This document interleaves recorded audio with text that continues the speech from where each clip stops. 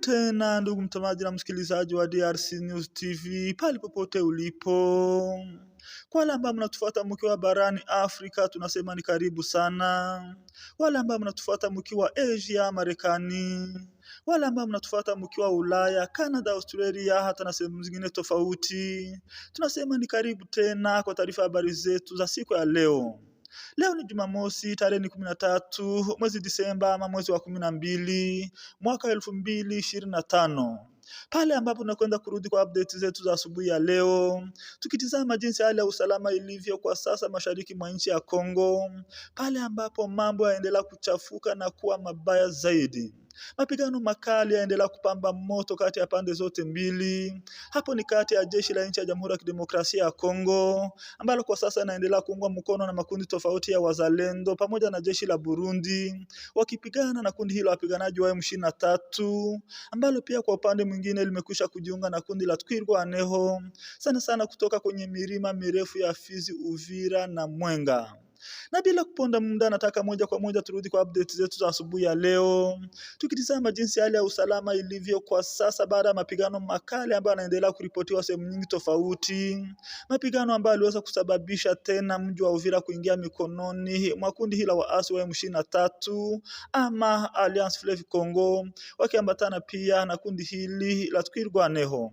Nataka moja kwa moja tuanze habari zetu mjini Baraka, tukitizama jinsi hali ilivyo kwa sasa mjini Baraka, mji ambao amekwisha kugeuka sasa kama chef lieu de la province du Sud Kivu kwa sasa, ama mji mkuu wa mkoa wa Kivu Kusini kwa upande wa serikali ya Kongo, baada ya mji wa Uvira kukamatwa. Kumbuka kuwa mji mkuu kawaida ulikuwa ni mji wa Bukavu, mji wa pili ulikuwa ni Uvira, na sasa mji wa tatu umekuwa Baraka, pale ambapo kwa sasa jeshi la Kongo lilipo, wazalendo wengi sana na wanajeshi kutoka nchini Burundi. Nataka moja kwa moja tusome habari hizi tukaanzia mjini Baraka alafu tukuje kuendelea na mji wa Uvira, tukitizama jinsi hali ilivyo kwa sasa, tukuje kuelekea kwenye milima mirefu ya Fizi, Uvira na Mwenga, pale ambapo pia mambo yaendelea kuchemka, kuchacha na kuwa mabaya zaidi. Wanajeshi wengi sana tena zaidi ambao walikuwa wanapigana kwa upande wa serikali ya Kongo, wote wameanza kutoka ho plateau ya maeneo hayo matatu, yaani Fizi, Mwenga na Uvira, wameanza kuelekea mwa plateau. Pale ambapo hapo jana, ndugu mtazamaji wa msikilizaji, wanajeshi wengi wameanza kuwasili mjini Baraka akitoka kwenye milima mirefu ya maeneo hayo matatu, wakipatana na wanajeshi wengi waliotoka sasa mjini Uvira, Makobola na sehemu zingine tofauti.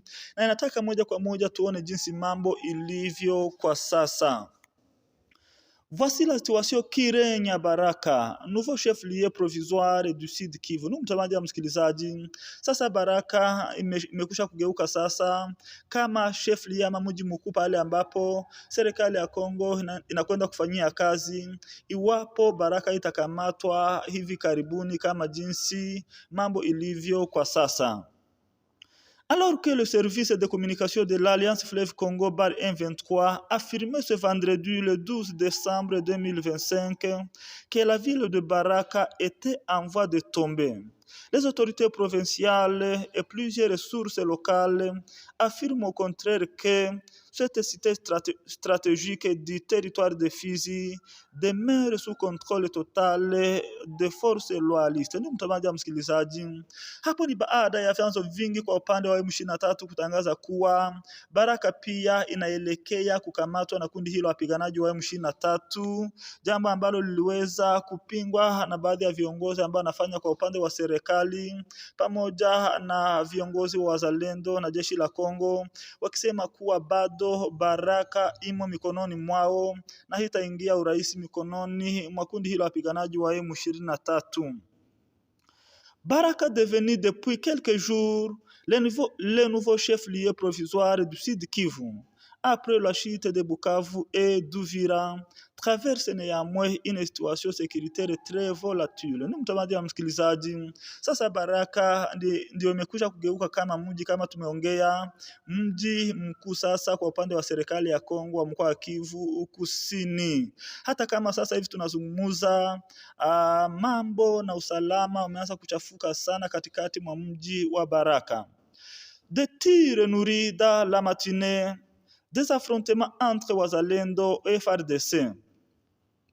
Des coups de feu ont été entendus dans la matinée du vendredi à Baraka, semant la panique parmi les milliers d'habitants et de déplacés récemment arrivés. Ndugu mtazamaji na msikilizaji, hapo jana kumesikika mlio wa marisasi mengi sana katikati mwa mji wa Baraka. Hapo ni kati ya FARDC, jeshi la Kongo pamoja na wazalendo, jambo ambalo liweza kuzua wasiwasi mwingi na oga mwingi sana miongoni mwa raia wakazi wa mji wa Baraka pamoja na wakimbizi wengi ambao walikuwa wamekwisha kuwasili katikati mwa mji wa Baraka kutoka sehemu nyingi tofauti pale ambapo operesheni zinaendelea kwa sasa. Selon des informations recueillies par Actualité.cd et confirmées par plusieurs témoins, ce tir serait la conséquence d'une tentative des miliciens wazalendo de désarmer les militaires FARDC repliés depuis Uvira. Ndugu mtazamaji na msikilizaji, kulingana na vyanzo vingi tofauti, inasemekana kuwa kisa na maana ya marisasi hayo mengi ambayo aliweza kusikika mjini Baraka ni wazalendo ambao walikuwa wanataka kuwanyang'anya silaha wanajeshi wa Kongo wale ambao walikuwa wametoka mjini Uvira baada ya kushindwa na kuacha mji wa Uvira mikononi mwa kundi hilo wapiganaji wa M23. Sasa wazalendo wamekasirika wakidai kuwa ni lazima wanajeshi hawa waweze kuweka silaha chini, sababu hawakufanya kazi kama ilivyo. Lakini swali ambalo tunaweza kujiswali mimi na wewe ni kuwa si wazalendo pia walikuwa Uvira? Kwa nini wote walikimbia? Na kwa nini waanze kulaumu jeshi la Kongo kuwa ndio waliweza kuachilia mji wa Uvira kuingia mikononi mwa kundi hilo wapiganaji wa M23? Les affrontements ont eu lieu dans la partie sud de la ville, notamment dans le quartier Monge Monge, commune de Katanga. Les échanges de tirs ont duré près d'une heure avant de se calmer vers midi. Ndugu mtazamaji na msikilizaji, mapigano haya makali sana sana aliweza kuripotiwa upande wa kusini, sana sana ni katika mtaa ambao umejulikana kama Monge Monge katika komine ya Katanga, pale ambapo mlio huo wa marisasi umefanya kitu cha saa yote mzima, na baada hapo kuliweza kushuhudiwa utulivu kati ya pande zote mbili. Huu ni ushuhuda ambao aliweza kutolewa na mwananchi mmoja ambaye alikuwa katikati mwa mji wa Baraka. Nous étions sous les coups de balle. Il s'agissait de wazalendo qui voulaient désarmer les FARDC, mais ils n'ont pas réussi, témoigne un habitant de Monge Monge. Huu ni mwananchi ambaye aliweza kusema kuwa ni wazalendo walikuwa wanajaribu kufanya jambo hilo, lakini hawakufaulu. Jeshi la Kongo halikukubali kuweka silaha chini. Cette tension interne entre groupes d'autodéfense et forces régulières complique davantage la situation sécuritaire, alors que Baraka accueille toujours plus de militaires et civils via la progression de l'Alliance Fleuve Congo. Mtazamaji na msikilizaji, mambo haya yaliweza kuleta vurugu nyingi sana tena zaidi, wakati ambapo sasa wanajeshi wengi wanaendelea kuwasili mjini Baraka wakiogopa kundi hilo wapiganaji wa M23 venye wanaendelea kusonga mbele, na wanajeshi wengi wanaendelea kukimbia. Sasa wote wanapatania mjini Baraka, wale ambao wanatoka Haut Plateau, wale ambao wanatoka mjini Uvira huko chini ile Tanganyika, wote wanapanda, wengine wanashuka, wote wanapatania katikati mwa mji wa Baraka. Arrivée massive des militaires FARDC et burundais. En plus de soldats congolais, des militaires burundais engagés dans les opérations régionales contre les rebelles affluent également dans la région. Après leur repli d'Uvira, leur arrivée traduit la gravité de la situation au sud de la province et la nécessité de réorganiser les lignes de défense autour de Baraka et Fizi. Ville totalement paralysée. Depuis les premiers tirs, les activités sont à l'arrêt. Les écoles fermées, marchés et boutiques désertés, transports paralysés. Baraka présente l'allure d'une ville confinée. Les parents ont préféré garder leurs enfants à la maison, redoutant une reprise de tirs à tout moment. Le gouvernement provincial réfugié à Baraka lance un appel au calme. Pour la deuxième fois en quelques semaines, les autorités provinciales du Sud Kivu ont été contraintes de fuir un centre urbain. D'abord Bukavu, puis Uvira. Elles se sont installées provisoirement à Baraka, où elles tentent de réorganiser l'administration provinciale malgré l'urgence humanitaire. Mtazamaji msikilizaji, uongozi mkuu wa mkoa wa Kivu Kusini, yule ambao anawakilisha serikali kuu ya Kinshasa, wale ambao waliweza kutoka wakikimbia mjini Bukavu na kuelekea mjini Uvira.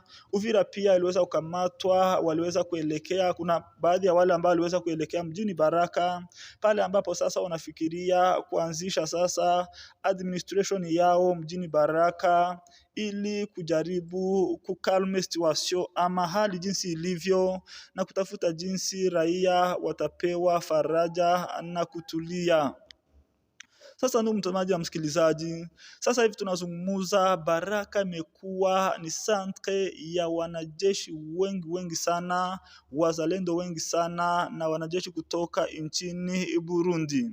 Le vice-gouverneur Jean-Jacques Elakano a appelé la population au calme. Huyu ni naibu gavana mkoa wa Kivu Kusini, yule ambaye anamfuata kiongozi Jean-Jacques Purusi, ambaye inasemekana kuwa yeye aliweza kuelekea mjini Bujumbura, hapo ni nchini Burundi. Sasa huyu Jean-Jacques Elakano aliweza kuita raia kuwa na utulivu. Asira que le rebelle ne fleurera jamais le sol de Fizi. Aliweza kuwahakikishia kuwa waasi wa M23 hawataweza kanyaga katikati mwa mji wa Baraka ama katika eneo la Fizi.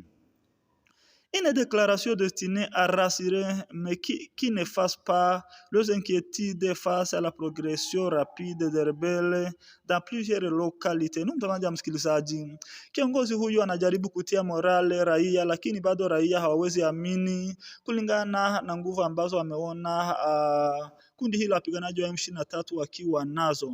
Hata kama kiongozi huyu naibu gavana Elakano anajaribu kuatia nguvu, lakini raia imekuwa vigumu sana kwao kukubali kuwa jambo hilo ni kweli, kulingana na jinsi wameona jeshi la Kongo na wazalendo wakiendelea kufika na kuwasili mjini Baraka, wakiwa wamechoka, kiwa wamekuwa decouraged, hakuna morale na hawataki hata kusimama, bado wanaendelea. Mtazamaji msikilizaji, kabla tuelekee sehemu zingine tofauti tukitazama jinsi hali ilivyo kwa sasa, acha nikuombe kama hujajiandikisha ama kusubscribe, sabone kwa Kifaransa kwa channel hii, bonyeza button hiyo nyekundu ili uendelee kutufuata kila siku, asubuhi, mchana na jioni. Tuko hapa kwa ajili yako, tukuletea jinsi mambo ilivyo kwa sasa kwenye uwanja mapigano, na tuko hapa kuleta habari za kweli tena za kuaminika kuhusu kila kitu ambacho kinaendelea kwa sasa au ligne de front nyingi tofauti, ikiwa ni mkoa wa Kivu Kaskazini, Kivu Kusini, maeneo mengi tofauti ikiwemo Baraka, eneo la Fizi, Uvira, Mwenga, Shabunda na sehemu zingine tofauti pale ambapo operesheni hizi zinaendelea kuelekea. Hii ni DRC News TV. Karibu tena.